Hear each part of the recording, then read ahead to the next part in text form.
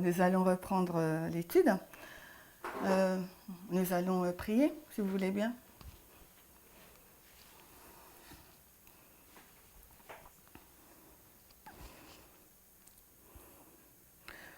Dieu Saint, nous te demandons de nous accepter en ton sein et nous te demandons de nous conduire durant toute cette étude. Nous te demandons d'ouvrir notre intelligence pour voir et comprendre les événements qui se jouent devant nos yeux. Et nous te demandons aussi de nous fortifier, de nous enraciner dans le message prophétique qui conduit à la LD et ensuite à ton retour.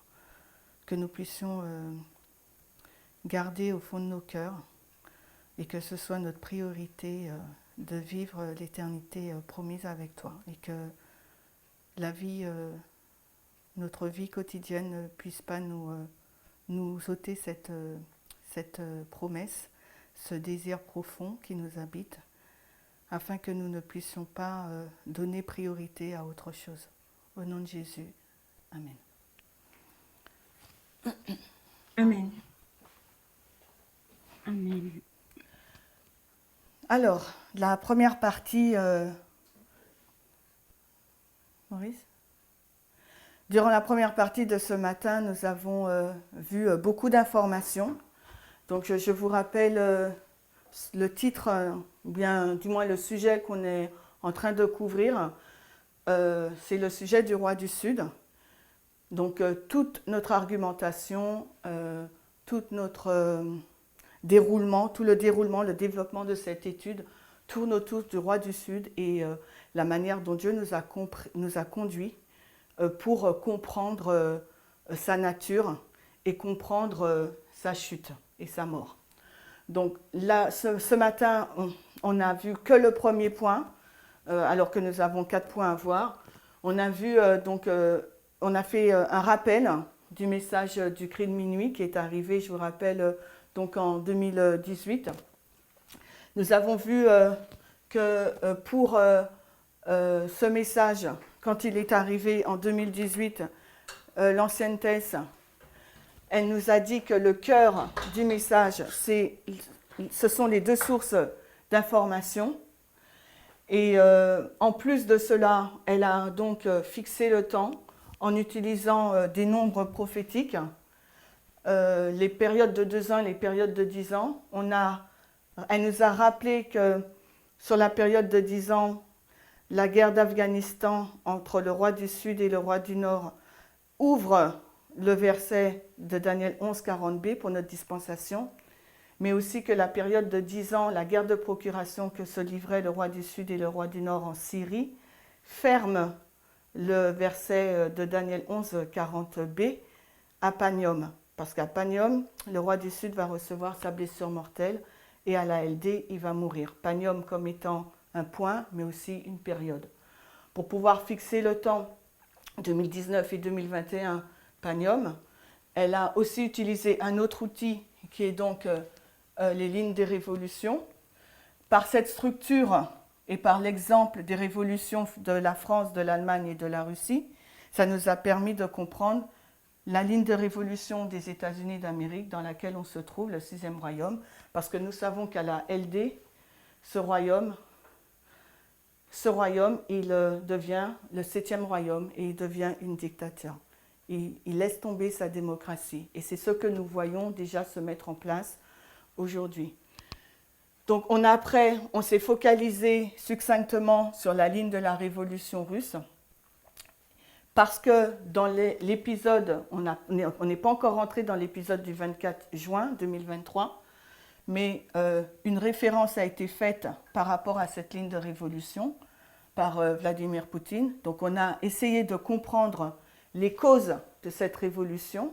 Ces causes, on les a comparées, quand on les a lues, ça nous a permis de nous rappeler les événements qui se passent en Ukraine entre les deux protagonistes et surtout pour la Russie. Ensuite, nous avons vu comment le message du roi du Sud a été développé étape par étape, de 1989 jusqu'à en février-avril 2022. Dans ces deux présentations, l'ancienne thèse nous rappelle,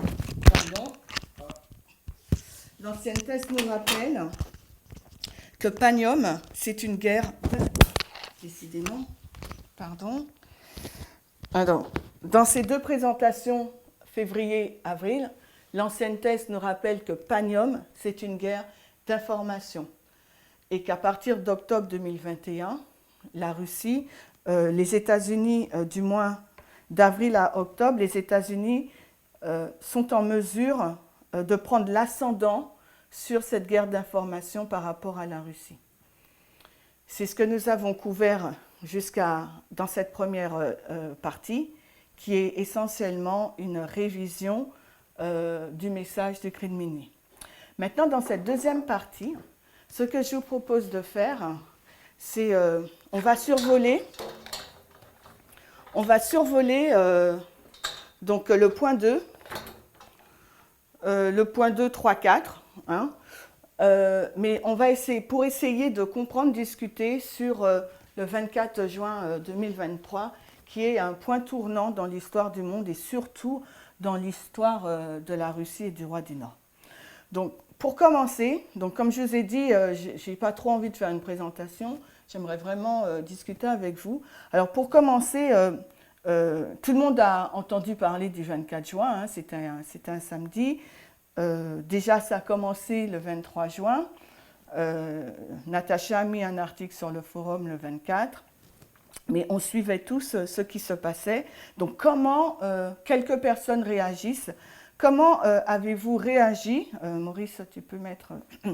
Comment avez-vous réagi? Alors, attendez. Alors, non, je me suis trompée, excusez-moi. Alors, non, on peut prendre quand même la question. Comment avez-vous réagi donc au 24 juin? Quand vous avez entendu ce qui se passait, que Wagner marchait sur Moscou. Quelle a été votre réaction? Alors, attention, bien sûr, on est dans le domaine prophétique. Hein. Moi, je suis toujours, on ne perd pas le fil dans l'histoire du roi du Sud. Par rapport à sa blessure mortelle, c'est où? Je ne l'ai plus là. Bon, alors, on est bien dans cette histoire-là. Je veux des réponses par rapport à ça, moi. On est dans l'histoire, donc, Panium, d'accord, LD, FTG, seconde venue. On sait que là, c'est blessure mortelle et ça, c'est mort, d'accord? OK? Donc, comment avez-vous réagi ou quels ont été vos sentiments quand vous avez entendu ce qui se passait en Russie? Qui veut se lancer? Amanda? Vas-y.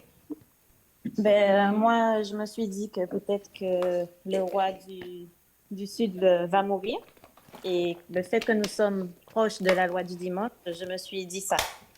Alors, tu t'es dit qu'il va certainement mourir. Donc, toi, tu parlais d'une mort physique, là, ou tu parlais de quoi? Non, spirituellement, de perdre de la force, voilà. Donc, t'es dans le spirituel, hein? Donc, oui. Il va perdre une force. Pour toi, c'est ça. Quand tu disais qu'il va mourir, il va perdre sa force. Donc, est-ce que tu peux expliquer? Perdre sa force, c'est quoi pour toi? Perdre toute la puissance, le pouvoir qu'il a. Donc, en fin de compte, il va être destitué, tu veux dire, renversé. Voilà, renversé. Ok, donc, perdre sa force, pour toi, c'est renversement politique. Ok, il perd son pouvoir. C'est ça. Quelqu'un d'autre? Donc, ça veut dire, s'il perd son pouvoir pour toi, si on reste dans le schéma prophétique, il perd son pouvoir, donc c'est la LD. C'est ce que tu veux dire? Est-ce que tu le voyais comme ça? Voilà, le fait que nous sommes proches de la loi du dimanche, c'est comme ça que je le voyais. Voilà. Donc, ça veut dire, alors je répète ma question, le schéma prophétique nous dit que quand il perd, il est renversé politiquement, ça veut dire qu'il est mort, et que c'est l'événement, la LD. Alors, est-ce que c'est comme ça que tu le comprenais, ou pour toi, c'était pas, ça serait pas encore la LD? Pour moi, l'ALD, ça faisait partie de l'ALD, en fait. Bon, alors, pour toi, ça serait donc De l'ALD, l'ALD. le début de l'ALD. OK. Merci, Amanda. Est-ce que quelqu'un d'autre veut réagir? On est bien sûr au niveau prophétique et aussi, vous pouvez dire vos sentiments par rapport au mouvement ou autre. Hein. Alors, allez-y. Alors, Viviane, alors moi, le sentiment que j'ai eu, c'est que j'ai vu un homme qui a démonté en bloc le mythe de la dénazification de l'Ukraine, la propagande de Poutine. Un homme qui a osé, un homme de son rang, en fait, qui a osé, en fait, démonter toute sa propagande par rapport au fait par rapport à l'invasion de l'Ukraine. Bon, alors, toi, tu mises sur... alors, à ce moment-là, ça serait aussi une perte de pouvoir, une perte de monopole sur la propagande. C'est ça? Oui, au niveau de sa parole, voilà. En fait, c'est comme si il perdait sa légitimité, quoi, quelque part. Alors non, là, tu dis deux pensées différentes. Reste sur Voilà, la regarde la première. propagande. La Alors, propagande regarde. et la légitimité. La légitimité, c'est, tu le mets au niveau du pouvoir politique, le fait Oui, d'être président. Mais la propagande, tu le mets à voilà. quel niveau? Son monopole, parce que c'est lui qui dirige Voilà. qui... C'est Donc là, tu as exactement deux ça. idées ou je te comprends mal? Non, vas-y, dis la première alors. Ben non, mais Ça c'est peut toi qui dire. parles, c'est pas moi, Viviane. Non, C'est mais toi je qui veux dois dire, m'expliquer ta alors, il y a pensée. la propagande du fait de sa parole, puisque c'était enfin, c'était ce qu'il disait qu'il prétextait pour envahir l'Ukraine. Alors, on va dire propagande. Et je vais mettre guerre d'information alors. OK? Voilà. Et après, tu dis, donc perdre, ça rejoint ce qu'elle dit Oui, voilà. Amanda, son pouvoir, sa perte Son politique, un pouvoir. renversement politique. C'est Voilà. ça? Oui, c'est ça. Alors, est-ce qu'il y a d'autres personnes qui veulent s'exprimer? Il perd de sa crédibilité. Bon, alors, il perd de sa crédibilité. À quel niveau? Bien, il devient au niveau de la Russie, au niveau de son peuple. Oui, mais à quel niveau il perd de sa crédibilité? Bah, politiquement, Mais pourquoi? bah, ça va un peu, il perd de sa force. C'est Oui, mais pourquoi il perd de sa force? Ok. Est-ce que quelqu'un d'autre veut répondre? Moi, je veux bien, Chimène. Vas-y. Quand j'ai vu, je me suis dit, on arrive à la LD. Ok. Je me suis dit, waouh, un truc de fou. On arrive à la LD, on voit la chute de Poutine. Euh, franchement, c'est comme si je voyais l'accomplissement de la prophétie sous mes yeux. Mhm. Ok, merci. D'autres personnes? Donc, est-ce qu'on peut parler aussi une sorte de excitation? Oui, moi, je l'ai vécu. Natacha, est-ce qu'il y a une sorte Ouais. d'excitation? Je dirais, waouh, enfin quelque chose se passe. Je sais Alors, pas, tu vois? c'était pas waouh, enfin quelque chose se passe, c'était punaise, on est en train de voir un truc de, je sais pas comment vous expliquer. Ok, donc Et accomplissement prophétique. ouais, Étonnement et à c'était, Ouais. ouais, vraiment, je sais pas, je l'ai vécu comme un élément majeur Ouais, et je suivais les étapes tout au long de la journée, ouais, tout au long de la journée. t'étais pas la Vraiment, seule. ouais. Ok. Quelqu'un d'autre? Je pense qu'il y a Robert qui cherche à s'exprimer, mais on l'entend pas. C'est Alors, un peu bizarre. Robert, vas-y. Donc là, ça m'a rappelé 1991, puisque le roi du Sud, en 1991, était tombé par un putsch. J'ai pas entendu Donc, 1991. il y a eu un putsch en 1991 des généraux. hein, qui avait fait que la Russie, l'URSS était tombée en interne, en fait, hein, parce que c'est pas par une guerre euh, chaude que l'URSS était tombée. Et là, une fois de plus, on voyait qu'il n'y avait pas une guerre chaude et que Poutine a vacillé en interne. Donc, c'est une répétition de l'histoire que je voyais qui était en train de se faire. Alors, ok. Quelqu'un d'autre? Une guerre civile. J'avais l'impression de voir que le début d'une guerre civile en fait en Russie. Ok, guerre civile. Ok, merci pour vos réponses. On va continuer. Donc maintenant, on va essayer de voir 2 points. Donc, je ne sais pas si vous êtes d'accord avec moi quand je dis que c'est vraiment un point tournant dans l'histoire de la Russie. D'accord? Dans l'histoire de la résurrection de la Russie. Rappelez-vous notre ligne. Ah ben j'ai effacé ou... Dans le développement, alors attendez, je vais vous le remettre. Dans le développement du message, tu vois Maurice? Ouais, tu montes s'il te plaît. Vous voyez la révision du développement de Panium. On marque donc la résurrection de la Russie en décembre 1999. D'accord? Et depuis décembre 1999, jamais une telle chose ne s'était vue. Au niveau de la Russie, au niveau du roi du Sud, parce qu'il tient le pays d'une main de maître, d'accord? Donc forcément, c'est pour ça que cet événement, il a étonné la planète entière, et nous-mêmes, comme vous l'avez si bien dit, on a suivi les événements parce qu'on sentait que c'était quelque chose de phénoménal qui était en train de se passer. Donc maintenant, on va retourner dans l'histoire. Et rappelez-vous, Panium, c'est une guerre d'information. Donc, quelles sont les raisons maintenant données par le roi du Sud pour justifier la guerre en Ukraine? Il y en a plein, mais il y en a des majeures. Est-ce que certaines personnes se souviennent de quelques raisons majeures qu'il a données donc pour cette guerre ou cette opération spéciale, comme vous voulez? C'est ça, il disait dénazifier l'Ukraine. Dénazifier l'Ukraine, oui. Qui d'autre encore? Dominique, il disait que l'Ukraine appartenait à leur pays. D'accord, elle n'avait pas d'indépendance, ok? Voilà, C'était c'est la ça. petite Russie, c'est son frère, ok? Voilà, c'est ça. Quoi d'autre encore? Ils souhaitaient que l'OTAN ne se rapproche pas de leur territoire. L'OTAN était une menace, d'accord, si l'Ukraine faisait alliance avec l'OTAN, donc l'OTAN se rapprochait de son territoire et l'OTAN voulait les attaquer, ok? Robert, tu voulais dire quelque chose?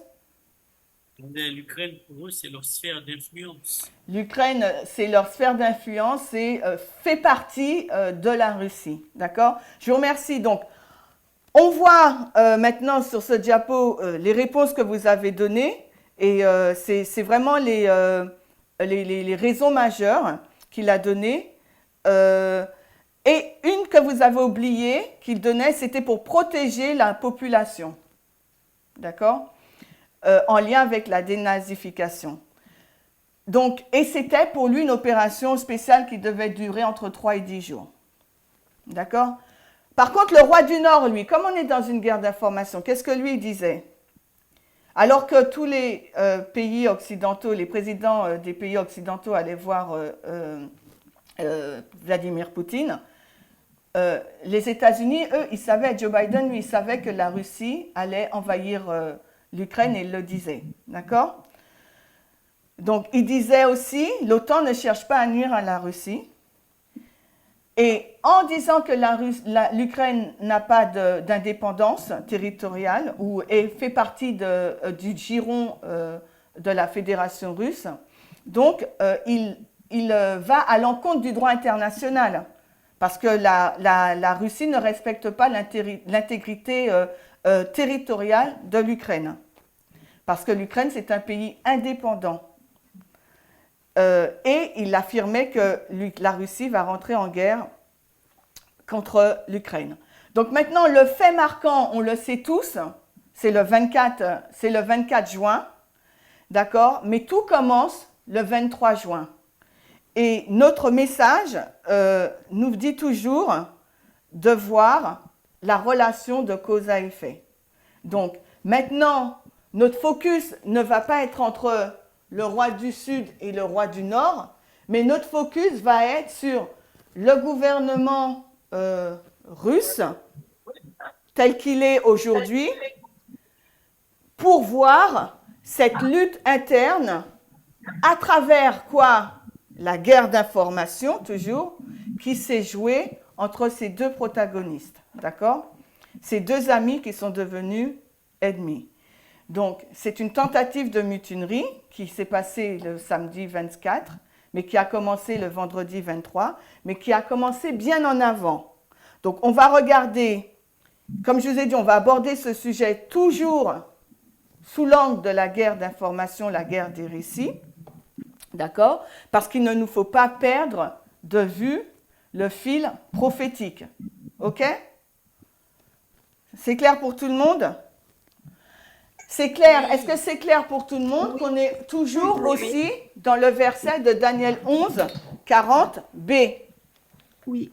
D'accord? On est toujours dans le verset de Daniel 11, 40b qui nous amène jusqu'à la LD, le verset 41. D'accord? Donc, dans cette histoire, nous avons vu qu'il y a 4 batailles et que Panium, c'est la dernière bataille avant la LD. Donc, c'est pour ça que quand Natacha a vu ce qui se passait le 24 juin, elle s'est dit « Waouh, impressionnant, on arrive à la LD ». Ou bien que Amanda s'est dit « La LD est proche ». D'accord? OK. Donc maintenant, on va voir le premier récit, ce que l'acteur principal, l'un des acteurs principaux a dit. Donc, je vais lire.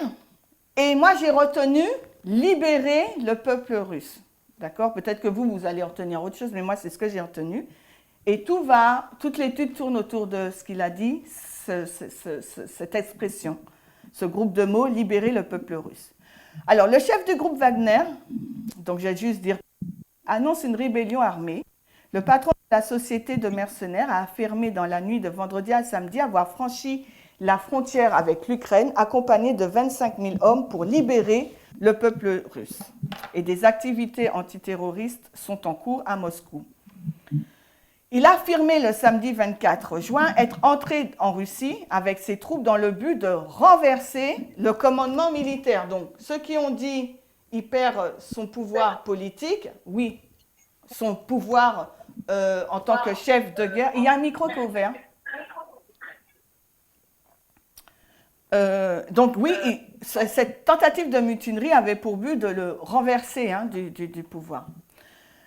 Alors, dans le but de renverser le commandement militaire, parce que si on touche au commandement militaire, forcément, on touche au chef des armées, d'accord, se disant prêt à mourir avec ses 25 000 hommes pour libérer le peuple russe.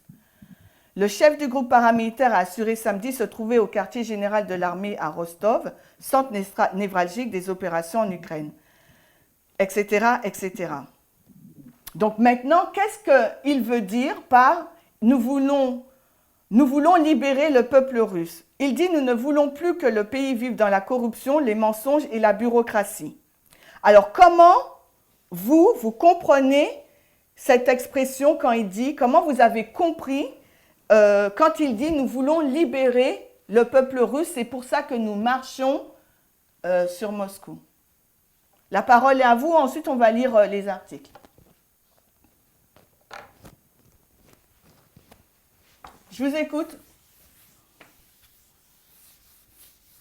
S'il utilise le terme « libérer le peuple russe », c'est parce qu'en quelque part, il considère que le peuple russe est en captivité d'informations qui permettraient de comprendre la situation réelle dans laquelle ils sont aujourd'hui. Ok, donc il libère le peuple russe parce qu'il est en captivité, et cette captivité l'aveugle sur la réalité de la situation. Mais quelle situation? La raison pour laquelle il y a une invasion en Ukraine. Ok, sur la guerre. Quelqu'un d'autre?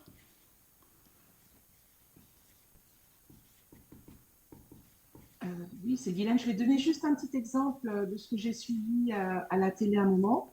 C'est qu'ils sont tellement dans le mensonge, le peuple russe, pardon, est tellement enfermé dans le mensonge et la propagande, c'est que, et ils ne savent finalement pas grand-chose de ce qui se passe, c'est qu'il y a quelqu'un, on a montré quelqu'un à la télé qui était complètement, enfin, qui s'est enfermé dans une cave, dans sa cave pendant 2 jours, croyant que les Ukrainiens viendraient, alors qu'en fait, c'était pas du tout ça. Et ils sont tellement, ils ne savent, en fait, ils savent pas grand-chose de ce qui se passe de la guerre. On leur ment tellement, on leur raconte tellement d'histoires que voilà.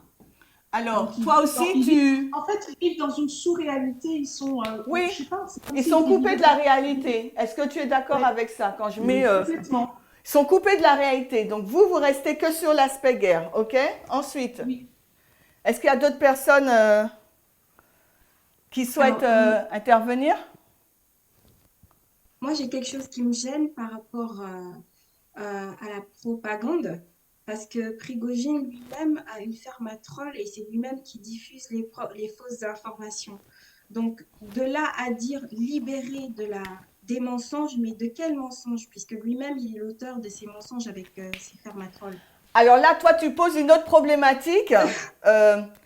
Tu poses une bonne problématique puisqu'on est dans une guerre d'information. Donc forcément, est-ce qu'il faut lequel croire et est-ce qu'il faut à quel degré, à quel niveau les croire? C'est ça. Donc ça, c'est une autre problématique. Mais tu fais bien d'en parler, mais je ferme la parenthèse parce que pour le moment, on reste sur le texte et l'événement. L'événement, et là, on ne peut pas le remettre en cause. Voilà ce qu'il a dit. Il veut libérer le peuple et il a accompagné sa parole d'une action. D'accord? On reste que sur ça. Mais c'est vrai que ce n'est pas aussi simpliste, je le comprends. D'accord? Alors, est-ce qu'il y a d'autres personnes qui veulent apporter une précision sur comment vous comprenez que la libération du peuple russe?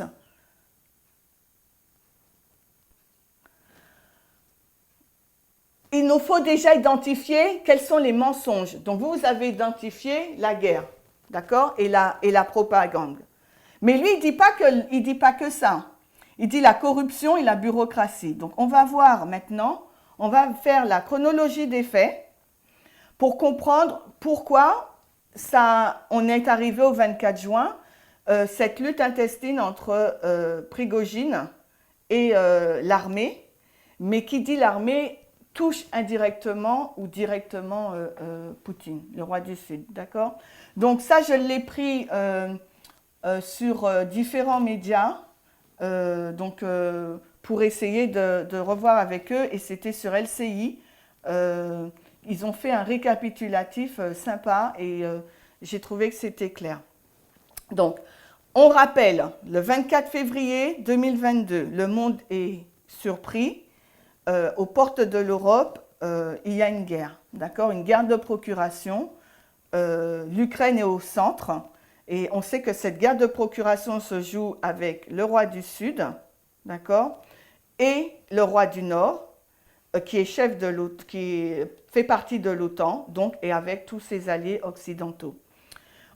Dans cette guerre de procuration, on sait aussi que c'est une guerre pour le maintien de la démocratie, mais c'est surtout une guerre froide entre le roi du Sud et le roi du Nord, une guerre psychologique et une guerre d'information. D'accord? Donc, Poutine, lui, il lance son offensive qu'il intitule une opération spéciale, mais nous savons tous que c'est une guerre. Il pensait qu'elle aurait été vraiment rapide et elle dure depuis 16 mois déjà.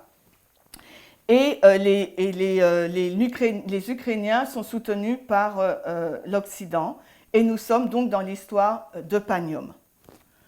Donc maintenant, qu'est-ce qui s'est passé? Alors, comment les experts, eux, ils remontent les faits en septembre 2022. Alors, et ils nous disent que la Russie, en 2022, elle perd. Elle perd contre le nord de l'Ukraine, d'accord, à Kharkiv. Et en octobre, elle est dans une impasse, d'accord? Donc, ne montre pas la citation, Maurice.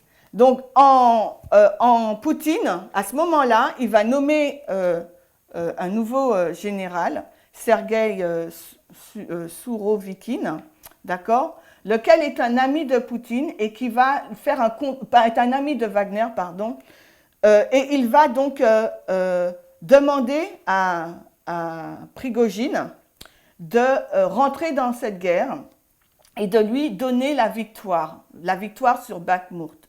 Parce que ce général, Sergueï Sourovikine, il a promis donc à Poutine de lui donner une victoire éclatante aux yeux du monde. Donc, et cette victoire éclatante doit se jouer à Bakhmout, dans le Donbass. Donc, Wagner est engagé et il est prêt à sacrifier plusieurs hommes. Et c'est pour ça, pour gagner cette bataille qu'on a tous suivie, on lui a donné l'autorisation, d'accord, d'enrôler des dizaines de milliers de prisonniers russes. Et on a vu aux infos ces vagues humaines qui allaient littéralement, qui étaient sacrifiées pour pouvoir gagner quelques mètres de terrain.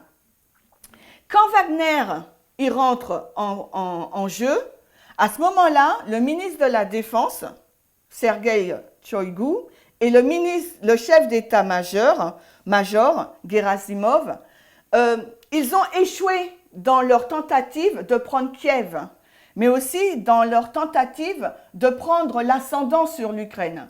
Donc du coup, ils sont un peu sur la touche.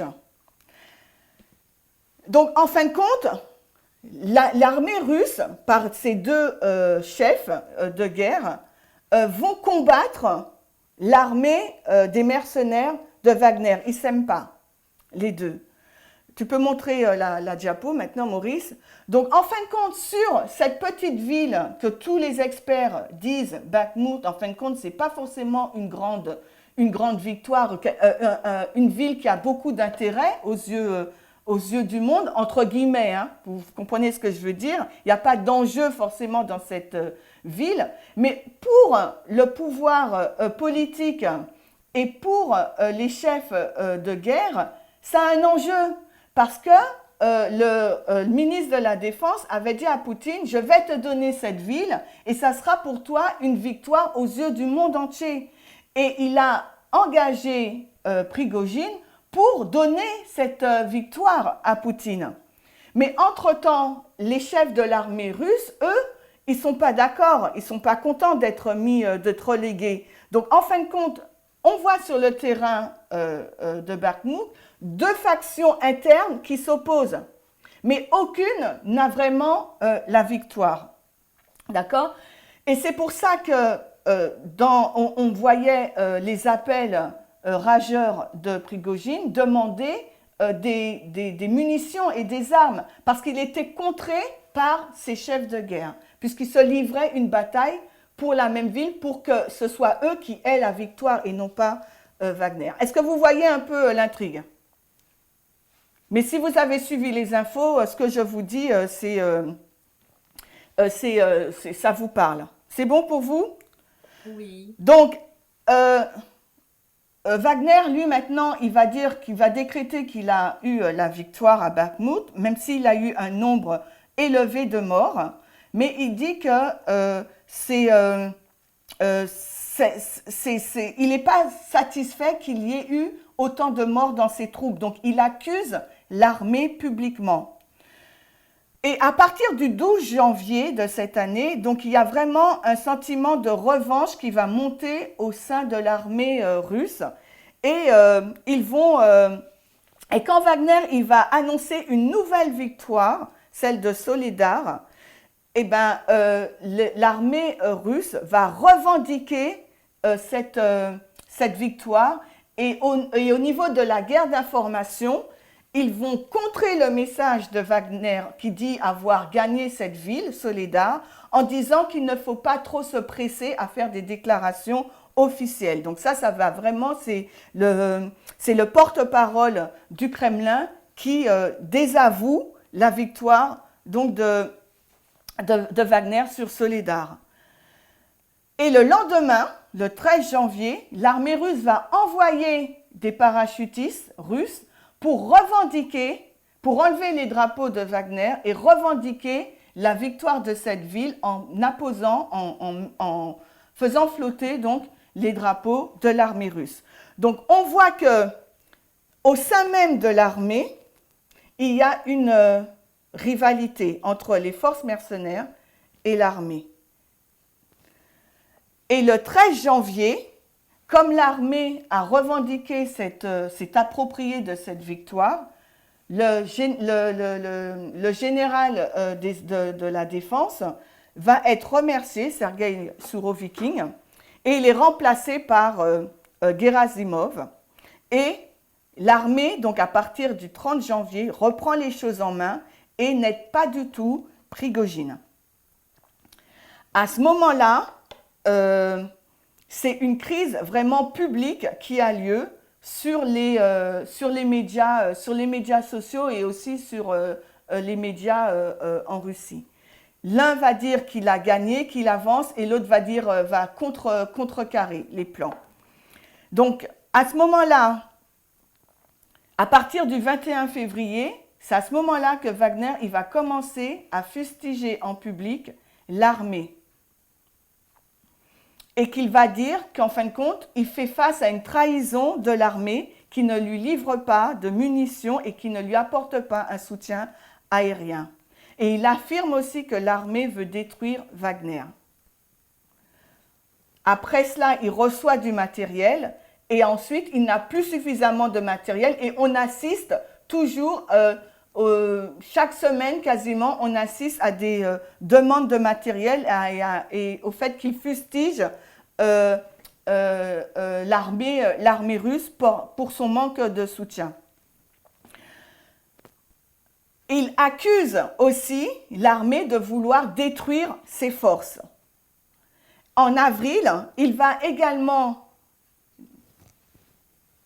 dire la vérité sur l'Ukraine en disant qu'il faut que la Russie finisse avec la guerre, sorte de l'Ukraine, parce qu'il y a beaucoup de morts et qu'en fin de compte, s'ils arrivent à sortir en avril de là, les Ukrainiens ne vont pas être en mesure de reprendre les territoires qu'ils ont gagnés. Mais il n'est pas écouté.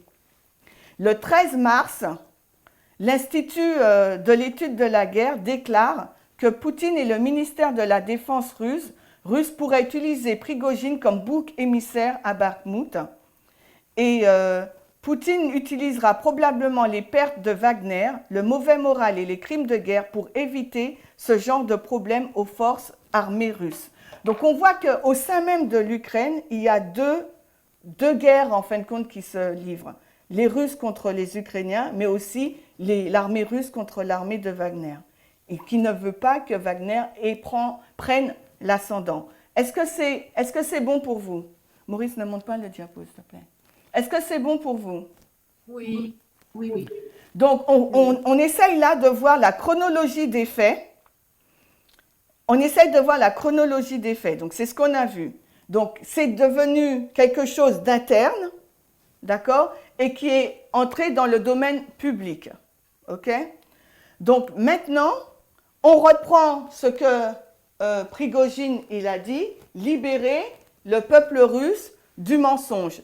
Donc maintenant, quels sont les mensonges dénoncés par Prigojine? Donc on retourne maintenant à la veille de cette tentative de mutinerie le vendredi 23 juin. D'accord? Est-ce que quelqu'un veut lire la diapo? Je veux bien. Alors, il faut lire que le rouge. Est-ce que quelqu'un veut lire? Oui, je veux bien. Vas-y. Alors, vendredi 23 juin, il a expliqué que contrairement à... J'ai le plein d'écran, je ne vois pas tous. Quelqu'un d'autre peut lire?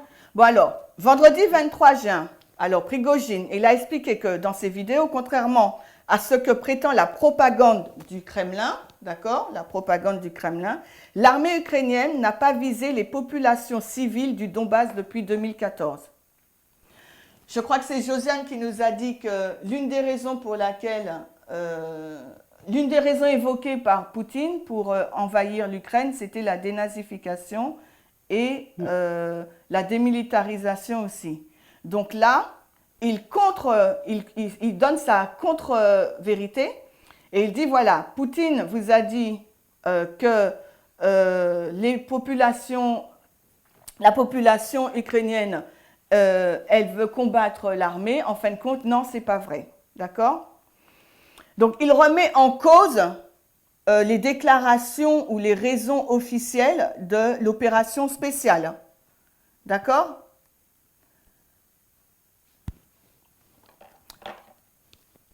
En disant que depuis 16 mois, Poutine il veut mettre fin au génocide mené par le pouvoir prétendument fasciste de Kiev. Donc, on sait qu'il n'y a pas de nazis en Ukraine. Donc, en fin de compte, tous les arguments qu'on a listés en amont, alors je vais vous remettre la diapo, tous ces arguments qu'on a listés,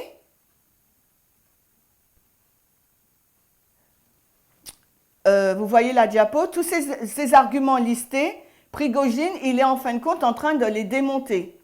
Et c'est ce qu'il dit quand il déclare « Je veux donc libérer le peuple russe du mensonge et de la corruption et de la bureaucratie. » D'accord? Donc on voit qu'il est en train de revenir, de montrer par son discours que Poutine, là, il a menti au peuple. Donc Abi, par rapport à ce que tu disais, là, on peut dire que c'est de la vraie information, ce qu'il dit. Oui. Abi. Oui. D'accord? Ok, très bien. Donc maintenant, Ce qui est intéressant aussi, Chimène, dans ce qu'il va dire, c'est qu'il ne va pas revenir à février 2022. Il va revenir depuis 2014. Oui, oui, la Crimée. Oui, mais D'accord? même l'invasion de l'Ukraine en 2000. Voilà, exactement. Donc, tout à fait. Donc, ensuite, il dit aussi la vérité par rapport à la situation en Ukraine. L'armée russe reculait dans plusieurs secteurs du sud et de l'est de l'Ukraine. D'accord? Et il dit aussi, la même chose se passe à Bakhmout. L'ennemi pénétrera de plus en plus profondément dans notre défense. Donc, c'est là où il demande à ce que l'armée russe puisse sortir de cette guerre. C'était en avril, ce dont je vous disais. Il dit encore, il n'y a aucun contrôle, il n'y a pas de succès militaire. Et il dit qu'il y a énormément de pertes humaines. Il y a énormément de pertes humaines. Et que les commandants russes sur le terrain mentiraient à leurs supérieurs par crainte de représailles. Donc, ce qu'il est en train de dire que le chef ultime ne sait même pas la réalité de la situation en Ukraine. Donc, en fin de compte, il a vraiment remis ouvertement en question vendredi les raisons pour lesquelles l'intervention militaire a été lancée. Et il a notamment affirmé que l'Ukraine n'avait jamais attaqué les civils dans le Donbass et que l'OTAN n'était pas une menace pour la Russie. Donc tous les arguments, tout l'argumentaire présenté par Vladimir Poutine pour excuser ou bien pour valider son opération spéciale, sa guerre en Ukraine, lui il est en train de démonter et dire non, c'est faux. Et il dit que la guerre était nécessaire pour qu'un groupe soit promu, les oligarques russes qui avaient besoin de la guerre. En fin de compte, c'était eux qui sont la cause, c'est eux qui sont la cause de cette guerre. Donc quand il dit Prigojine, je veux libérer le peuple russe, en fin de compte, il va vraiment, et votre réponse, elle était vraiment correcte, c'était vraiment dans cette propagande dans laquelle est enfermé le peuple russe. Ils sont quasiment coupés de la réalité et lui, il se porte comme le libérateur, le sauveur, pour révéler la vérité de la situation au peuple russe pour qu'il puisse se réveiller. D'accord? Donc, c'est ce qu'il est en train de faire. Maintenant, ça, c'était vendredi. Non, samedi, qu'est-ce qu'il a fait samedi? Est-ce que vous vous rappelez? Il a fait une autre vidéo encore samedi. Et qu'est-ce qu'il dit? Il s'en est pris aux responsables militaires, Oui, des chefs. Oui, il s'en est pris aux responsables militaires. Samedi, donc il annonce dans sa vidéo qu'il monte à Moscou. On va lire. Vous avez suivi samedi, qu'est-ce qu'il a dit? Oui, oui, oui. Et oui. c'est là qu'on a tous été surpris. Donc, qu'est-ce qu'il a dit samedi? On n'a pas Jenny? besoin de lire. Qu'est-ce qu'il a dit samedi? Le 24 juin, qu'est-ce qu'il a dit qui a surpris la planète? Le site militaire de Rostov sont sous contrôle, y compris l'aérodrome, ajoute-t-il,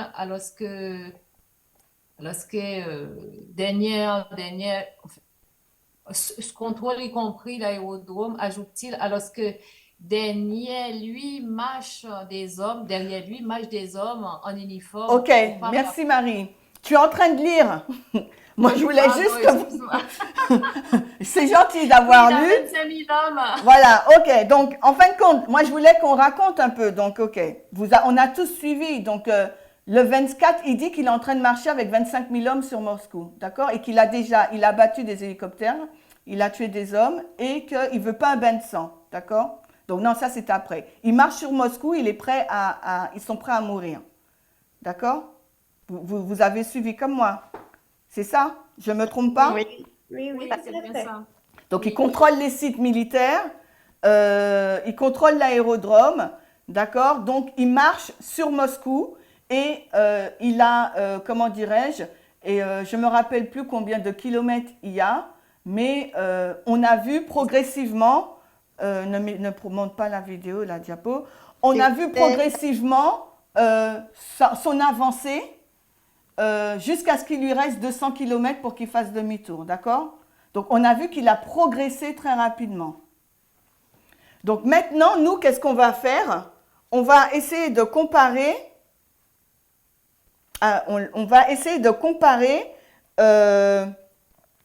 la révolution de 1917 avec ce qui s'est passé là. On l'a déjà vu, je pense, un petit peu, mais est-ce qu'on peut rappeler succinctement, quelqu'un peut rappeler succinctement le contexte, les deux contextes et les similitudes? Chimère, il te reste moins d'une demi-heure. Ah bon? Bon ben, Oui. rapidement, alors, est-ce que quelqu'un peut dire?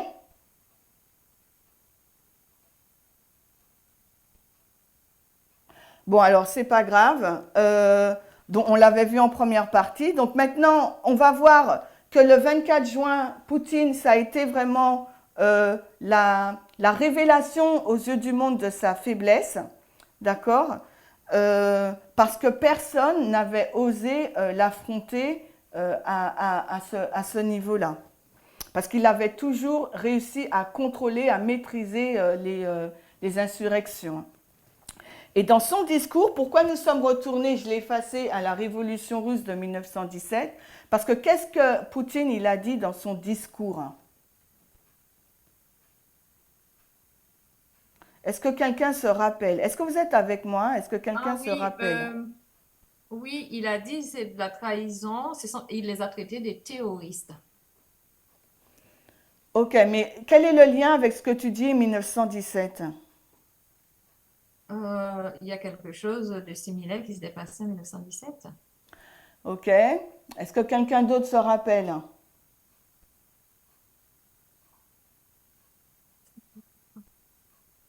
Quelle est la comparaison qu'il a faite entre la tentative de mutinerie de Wagner avec 1917?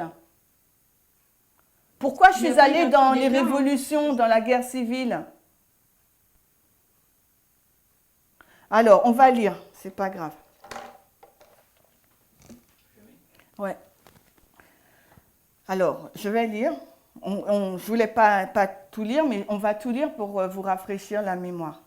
Poutine, il fait référence à 1917 et 1905 dans son allocution, une fois que Wagner dit qu'il monte à Moscou, d'accord? C'est vrai qu'il a dit que c'est une trahison, c'est un coup de poignard dans le dos, mais nous, en tant qu'étudiants de la prophétie, qu'est-ce qui nous... Ça, c'est vrai, c'est important. Mais nous, en tant qu'étudiants de la prophétie, c'est, en tout cas pour moi, ce n'est pas cet élément-là que j'ai pris. Moi, ce qui m'a interpellé dans son discours, c'est 1917. Pourquoi 1917? par rapport à ce qu'on a vu ce matin, les lignes de révolution. Parce que dans la ligne de révolution, on voit bien la montée et la chute d'un dictateur. On voit bien que le peuple va rentrer dans une guerre civile pour pouvoir renverser. Et notre message dit qu'il y aura un mouvement en interne qui va se passer. 1917, pourquoi Poutine prend cet exemple de 1917? Puisque Poutine, il se compare toujours à Staline, 1922. Mais là, ce qui est intéressant, je n'aurais pas dû supprimer cette ligne. Alors, attendez, on va la mettre. Et moi, c'est ce qui m'a le plus interpellé dans son discours, parce que je me suis dit que c'est... pourquoi il prend la référence de 1917? Regardez. Vous voyez la diapo? Oui. Dans la ligne, dans l'étude de Pyrrhus, Pyrrhus c'est le 10e et Poutine c'est le 10e aussi roi de la Russie, on va dire roi président, ok, entre guillemets. Mais on le met en tant qu'oméga, et quand on fait l'alpha, on le compare avec Staline. Et même si quand vous cherchez des choses des informations sur Poutine, on dit toujours que Poutine, il réécrit l'histoire de Staline, il fait toujours référence à l'empire de l'URSS. En fin de compte, son modèle, c'est Staline. Et dans cette histoire de mutinerie, il ne fait pas référence à Staline. Il fait référence à 1917 et 1905, les deux révolutions russes, qui nous montrent comment un empereur, et donc là, il se met comme empereur, là, il va se comparer à l'empereur le tsar Nicolas II, il va se comparer à l'empereur Nicolas II pour expliquer la situation dans laquelle lui et son pays se trouvent. Parce que Staline n'a jamais connu d'insurrection de ce type. Et c'est pour ça que c'est intéressant, cette comparaison qu'il fait dans l'histoire, et c'est pour ça que Vadim, je te disais que oui, c'est un empereur, parce que pour lui, c'est l'empire, il veut reconstituer l'empire russe.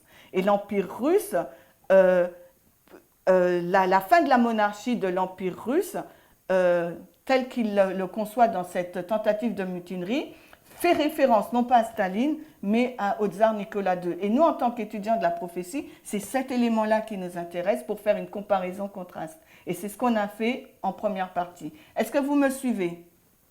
Oui. Est-ce que c'était quelque chose qui vous avait interpellé, vous? Oui. Ok, très bien. Ben, il faut le dire pour m'aider. J'ai besoin de vous. Donc, du coup, on va relire ce qu'il dit sur 1917. D'accord? Poutine nous a accoutumés à entendre ces leçons d'histoire russe revues et corrigées. Cette fois, au cours de la tentative de putsch avorté de Prigojine, le chef de l'État russe, grave étendu devant l'objectif, s'est référé à la Première Guerre mondiale.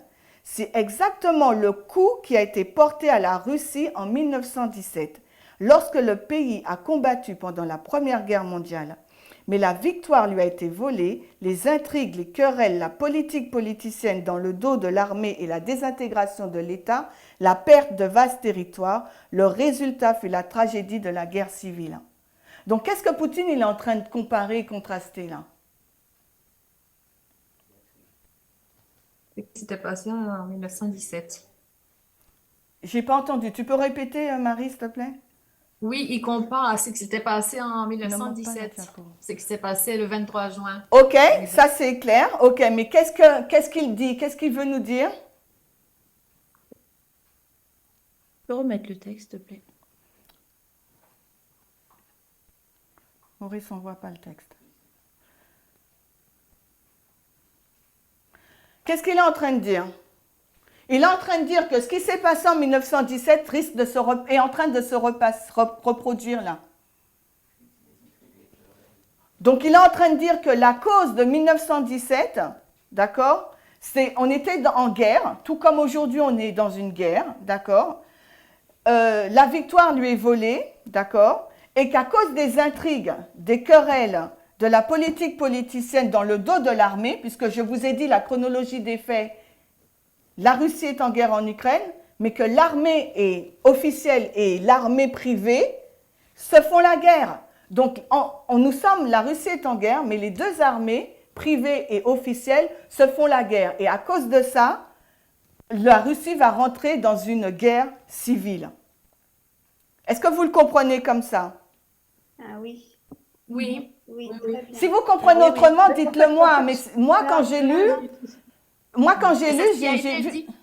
Pardon. C'est ce qui a été dit aussi, les journaux télévisés. La guerre civile, ça va entrer dans une guerre civile. Alors, on va Monsieur, mais continuer. Est-ce que c'est... il fait un aveu de faiblesse là, et il dit sans en avoir conscience que, eh bien, comme le tsar, il risque lui aussi de tomber, mais il ne le dit pas de façon directe en fait, mais c'est un aveu de faiblesse. Tout à fait. On va continuer. En condamnant globalement la révolution de 1917, Poutine se place donc du côté des Russes blancs. Donc, les Russes, on avait vu, il y avait l'armée blanche et l'armée rouge. Vous vous rappelez, hein? Et de Nicolas II, lui, l'admirateur de Staline. OK? Maintenant, bon, on n'a pas trop le temps. Donc, ensuite, en rouge, il dit que c'est la fraternisation entre les ouvriers et les soldats mutins qui provoqua la chute du régime tsariste le 27 février. Donc là, ce qu'il est en train de dire, qu'est-ce qu'il est en train de dire là? Quelle crainte il est en train d'exprimer? Il est en train d'exprimer qu'en fait, il a peur que, comment dire, le peuple se retourne contre lui, puisqu'il parle des ouvriers, des soldats mutins. Donc, c'est eux qui ont provoqué la chute du régime tsariste. Alors, et si on se met dans le contexte de la mutinerie, de quoi il a peur là? Que la population s'allie à Prigogine. Que la population s'allie à Prigogine. Pourquoi? Comment la population voit-elle Prigogine? Qu'est-ce qu'on a vu dans les faits? Comme un libérateur? Un libérateur. Par rapport à l'armée, par rapport à la guerre en Ukraine, quelle information qu'il donne, lui? Il dit la vérité. Il dit que c'est lui qui a les victoires. Les victoires de la Russie, il dit que c'est lui qui les a. Soledar, Bakhmut. Rappelez-vous? Oui. Donc, comme c'est lui qui obtient les victoires, par rapport au peuple, il est comment? Il est adulé. Oui. Et par rapport à l'armée, ces victoires vont, je vais employer le terme discriminer l'armée russe. Donc, et l'armée russe, les soldats, on a vu qu'ils ont le moral au plus bas, ils ont des défaites, ils perdent beaucoup d'hommes, etc. Donc, qu'est-ce qu'il a peur, Poutine, en exprimant ça, que cette fraternisation? Il a peur on élève Prigogine au détriment de l'armée. Donc, c'est lui le chef de l'armée, hein. Poutine, n'oubliez pas, hein. Le président est toujours chef de l'armée. Donc, si on élève Prigogine, par contraste, qu'est-ce qu'on fait? On abaisse. On affaiblit. On affaiblit Poutine. Et si l'armée, à ce moment-là, va du côté de l'armée privée, si l'armée officielle va s'allier avec l'armée privée, plus la population, on rentre dans quoi? On rentre dans une révolution ou dans une guerre civile. Donc, en comparant la situation du 24 juin avec 1917, il est tout à fait clairvoyant de ce qui risque de se passer pour son pouvoir, sa personne, parce que le tsar, qu'est-ce qui lui est arrivé?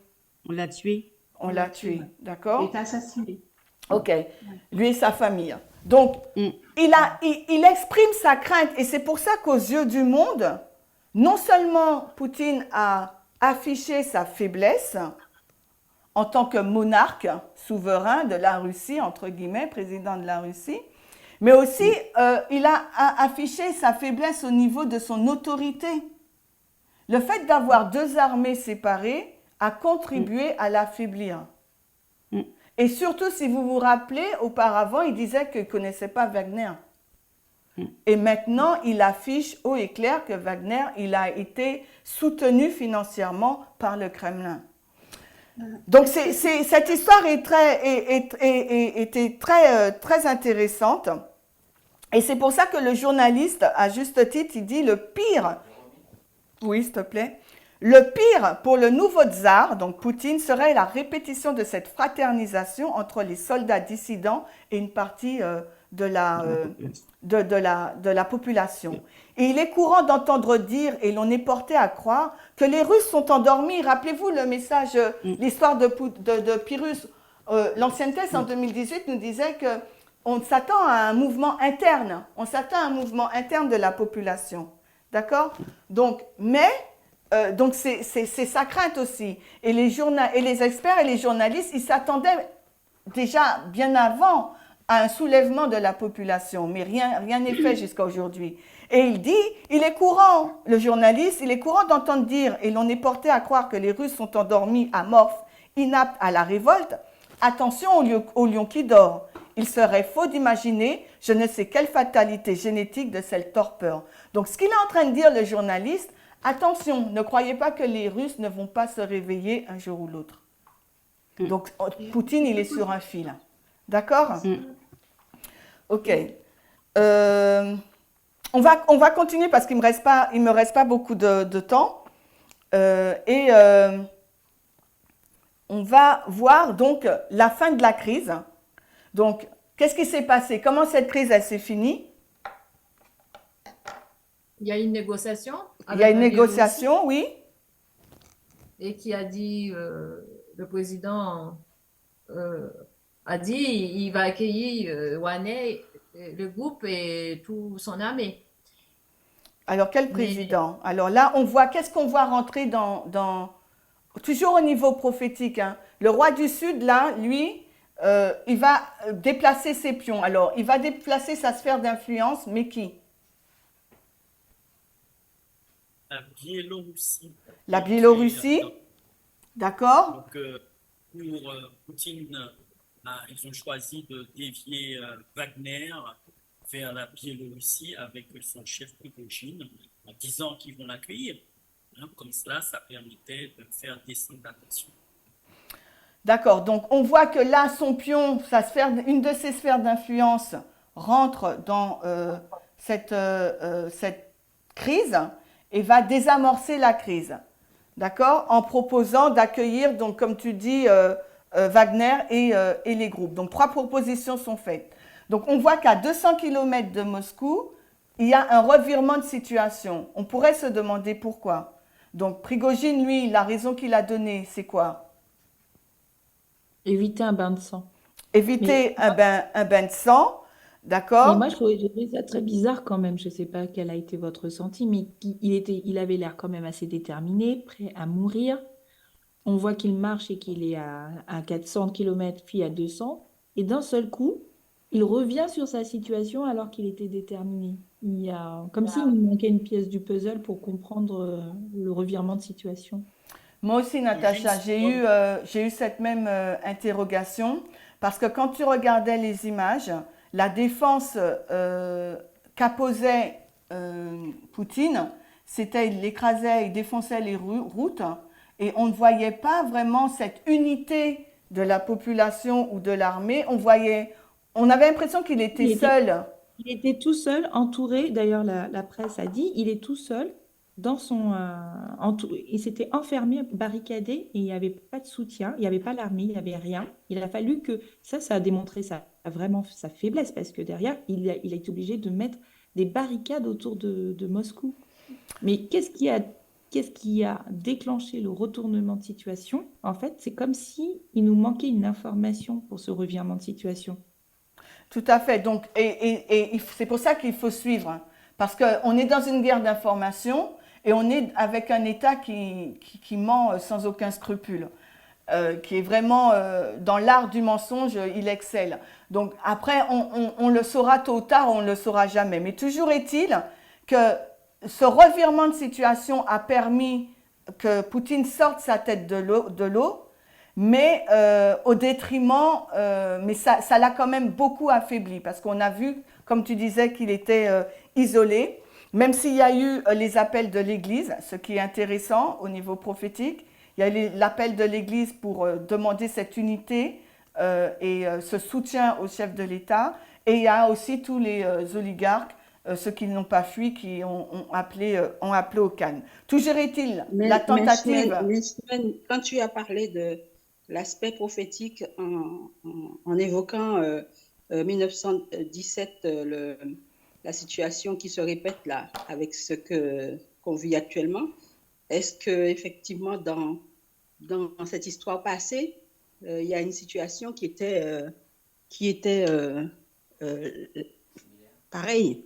Je ne sais pas parce que je ne suis pas rentrée, je ne suis pas retournée dans cette histoire, je ne sais pas. Il faudrait qu'on regarde, qu'on vérifie, qu'on approfondit. Donc, toujours est-il, nous, on regarde que ça a échoué, que son vassal, donc Maurice, tu peux mettre la diapo, donc sa sphère d'influence, le vassal de Vladimir Poutine, non seulement il lui doit sa survie politique, mais la Biélorussie, il sait aussi que si Poutine chute, lui aussi il chute. D'accord ? On voit qu'il y a vraiment un effet domino. Donc maintenant, la presse nous dit, on est dans une guerre d'information, et rappelez-vous, la Russie, ils sont forts dans le mensonge, que Prigojine est en Biélorussie, et le 6 juillet, on nous disait que non, le président biélorusse disait lui-même qu'il n'est pas en Biélorussie. Donc maintenant, qui croire, qui dit vrai, il faut qu'on suive, parce que cette histoire, ce n'est que le début, ce n'est pas la fin. Il ne faut pas qu'on croie que c'est fini. De toute façon, même les commentateurs, ils disent que ce n'est que le début de quelque chose de plus grand qui va se passer. Donc maintenant, moi je me suis posé la question, mais qu'est-ce qui a vraiment poussé Prigojine, même si on a fait l'historique des faits, mais qu'est-ce qui l'a vraiment poussé à faire cette tentative de coup d'État? Et il est vrai qu'on voulait démanteler son armée, puisque dans la chronologie des faits, rappelez-vous, on montrait bien cette guerre intestine qu'il y avait en interne entre l'armée officielle du Kremlin et l'armée privée de Wagner. Donc du coup, comme Prigojine, rappelez-vous, depuis le mois de février, n'arrête pas de lancer des tirades enflammées et furieuses aux généraux de l'armée ou de la défense, il devenait embarrassant, je pense, donc pour pouvoir lui faire... le mettre de côté, Poutine avait demandé à ce que ses mercenaires puissent réintégrer l'armée au 1er juillet. Et vous savez qu'en tant qu'oligarque, il est très riche, et si on démantèle son réseau, ça veut dire que pour lui, c'est la fin, qu'est-ce qu'il va devenir. Donc les experts, les commentateurs pensent qu'il a vraiment tenté ce coup d'État aussi pour se sauver lui-même. Mais on va lire ce qu'il dit, mais après, comment vraiment expliquer, moi, je ne sais pas. Alors, avec l'ultimatum du 10 juin sur le rattachement de Wagner à l'armée russe, Prigojine sait qu'il a perdu la partie. À partir de ce jour, c'est une course contre la montre. Il a 2 semaines pour préparer son coup d'État. Déclare, il va devoir réunir discrètement ses troupes, mettre ses hommes de confiance comme... Oukine, dans la confidence, trouver suffisamment d'essence, de munitions, préparer un plan d'attaque et surtout sonder ses alliés sur Ovikine et probablement Kadyrov et Medvedev ou d'autres. Quant à Viktor Solotov, le chef de la garde nationale, Alexei Dumine, etc., il est impossible de déterminer à ce stade le rôle qu'ils ont pu jouer. D'accord ? Le chef de Wagner, qui n'avait pas donné de nouvelles depuis samedi soir et la rébellion avortée de son groupe, a publié un audio de 11 minutes ce lundi, donc on est le 26 juin.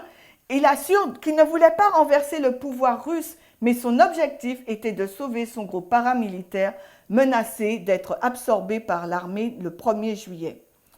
Donc maintenant, qui croire? C'est le récit qu'on nous donne, d'accord? Mais comme disait Abi, lui aussi,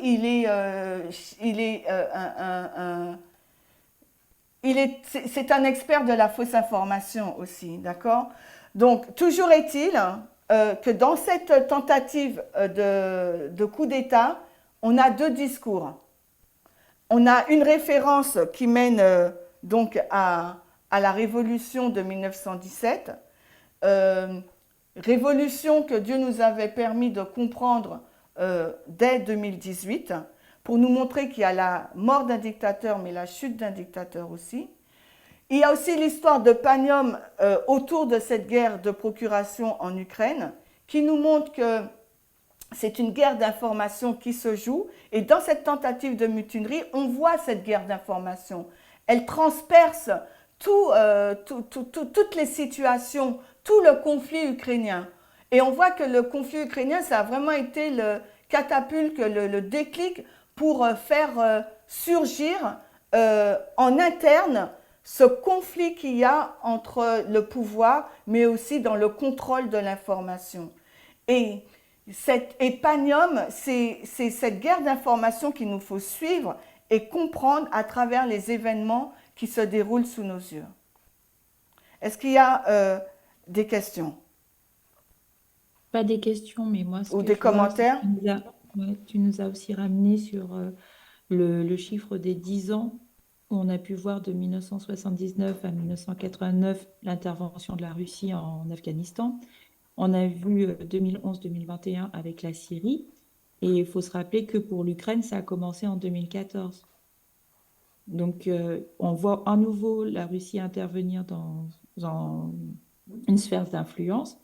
Et on vit les derniers moments. Donc, on est peut-être aussi sur une période de 10 ans pour Avec la Russie. la guerre en Ukraine? Avec la guerre en Ukraine. Ok, on verra. Mais en tout cas, Prigojine, lui, dit qu'il marche pour la justice. Il veut libérer le peuple russe du mensonge, de la corruption et de la bureaucratie. N'oubliez pas. Donc, maintenant, lui, sa réponse, Poutine, c'est retourner dans le passé, révolution 1905-1917. Mais aussi, comment il va essayer de sortir de l'impasse dans cette guerre d'information et d'images. Il va faire toute une déclaration pour remercier la population de l'unité. Et on sait tous que c'est un mensonge grotesque. Mais dans cette guerre d'information, c'est le message qu'il va faire passer, que l'armée, la population étaient unis autour de lui. D'accord? Et pour montrer aussi, est-ce que tu peux montrer la diapo, Maurice, que toute insurrection de l'État est vouée à l'échec. Donc, en fin de compte, il veut déjà essayer de passer un message aux personnes à qui ça a peut-être donné des idées, de se soulever, que toute insurrection ou coup d'État sera vouée à l'échec. Donc, en fin de compte, n'essayez même pas. C'est ce qu'il est en train de dire. Mais les commentateurs pensent que ce n'est que le début et que ça a certainement ouvert la voie à d'autres événements futurs. Donc, maintenant, dans cette guerre d'information, est-ce qu'on peut croire? Oui? Il y a quelqu'un qui parle? Oui, Chimène, désolée, mais ton temps est écoulé, je pense que... Ah d'accord. Alors, je finis. Donc, dans cette guerre d'information, je veux juste dire qu'on a eu tout de suite après la fausse information. Maurice montre la diapo. Donc, je ne sais pas si vous avez suivi, mais c'est intéressant de voir tout de suite après, 2 jours après, voilà, il y avait des théories complotistes qui disaient que ça ne s'était jamais passé, etc. Donc, je vais vous lire ce que nous dit un journaliste pour finir. Donc, quelle suite? Le monde entier a été pris de court par les extraordinaires événements qui se sont déroulés le 24 juin dernier avec la rébellion de Prigojine. Toutefois, comme nous l'expliquons aussitôt après les faits, le demi-tour sur la M4, l'autoroute reliant le sud de la Russie à la capitale, qui mit fin à l'équipée sauvage de Prigojine, n'est qu'un début. Non pas la conclusion des événements en cours en Russie. D'accord? Donc j'aime beaucoup ce site-là, c'est un site juridique, slate.fr. Et il nous dit donc la purge va continuer dans les semaines qui viennent et pour autant, la guerre en Ukraine ne va pas faiblir. D'accord? Qu'adviendra-t-il maintenant à Prigojine et à ses mercenaires? L'avenir nous le dira, mais il nous dit à la fin qui va aller maintenant jusqu'au bout. Donc les experts, ils sont vraiment conscients que ça a ouvert la voie à d'autres événements similaires qui risquent de ne pas avorter cette fois-ci. Donc l'avenir nous dira si vraiment c'est le cas ou pas. Mais je ne fais pas de conclusion sur cette histoire parce que c'est une histoire qu'on vit en temps réel. On est dans l'histoire de Panium et il nous faut vraiment être vigilants sur ce conflit entre le roi du Nord et le roi du Sud. Et s'il faut simplement souligner ce que le roi du Nord, vous avez vu que le roi du Nord et ses alliés, ils ont dit ils savaient déjà qu'il y aurait eu cette tentative de coup d'État, mais ils étaient observateurs, d'accord? Donc, dans cette guerre interne, ils sont restés à l'écart pour voir comment la situation allait dégénérer ou se terminer. Donc, en gros, dans notre histoire, sur le 24 juin, on a voulu revoir le développement du message du cri de minuit, nous rappeler comment la date de Panium avait été fixée à 2021, comment nous avions compris que nous étions dans une guerre d'information par rapport au cœur, au thème du message du cri de minuit, les deux sources d'information. On a montré les outils que le Seigneur nous a permis de comprendre pour mieux saisir l'histoire de Raphia et de Panium en interne et en externe. Les périodes de 10 ans, 2 ans, 3 ans, les lignes de révolution, qui étaient là, mais aussi le développement de l'étude du roi du Sud. Donc, pour comprendre ce qui s'est passé le 24 juin, on est retourné dans l'histoire de la révolution de 1917 pour voir qu'il s'agissait des mêmes caractéristiques. Et nous avons aussi fait la chronologie des faits pour comprendre cette guerre interne entre l'armée officielle et l'armée privée du Kremlin qui a conduit à cette tentative de mutinerie. Et en tant qu'étudiant de la prophétie, on ne perd pas le fil, cette guerre d'information qui est liée à Panium, pour pouvoir essayer de comprendre la fin, comment arrivera la fin du roi du Sud. Et on est conscient que nous sommes dans cette histoire et on est conscient que qu'à la LD, c'est sa mort. Mais comment elle va arriver, quels seront les tenants et les aboutissants, eh ben, c'est ce qu'il faut qu'on suive dans cette histoire de Panium. Donc je vous remercie pour votre participation. Je sais que ça fait beaucoup d'informations, mais la deuxième partie, c'était plus l'analyse des prophètes de journaux pour nous aider à mieux comprendre cette histoire. Donc, qui n'est pas fini. En tout cas, je vous remercie et je vous invite à prier.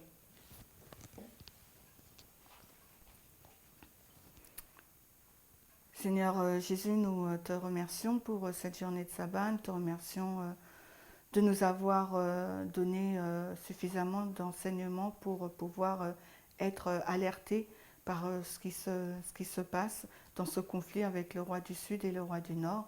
Que tu puisses nous aider à continuer à être intéressés, Seigneur, par cet événement parce que ça a une implication directe sur notre salut, que nous ne puissions pas être simplement intéressés par une connaissance intellectuelle, mais que nous puissions vraiment comprendre les temps dans lesquels nous vivons pour pouvoir nous préparer et être prêts, parce qu'une fois que le roi du Sud meurt, Seigneur, nous entrons dans la dispensation de la LD, et là, il nous faut vraiment être prêts. Et nous te remercions pour toutes ces lumières que tu nous donnes.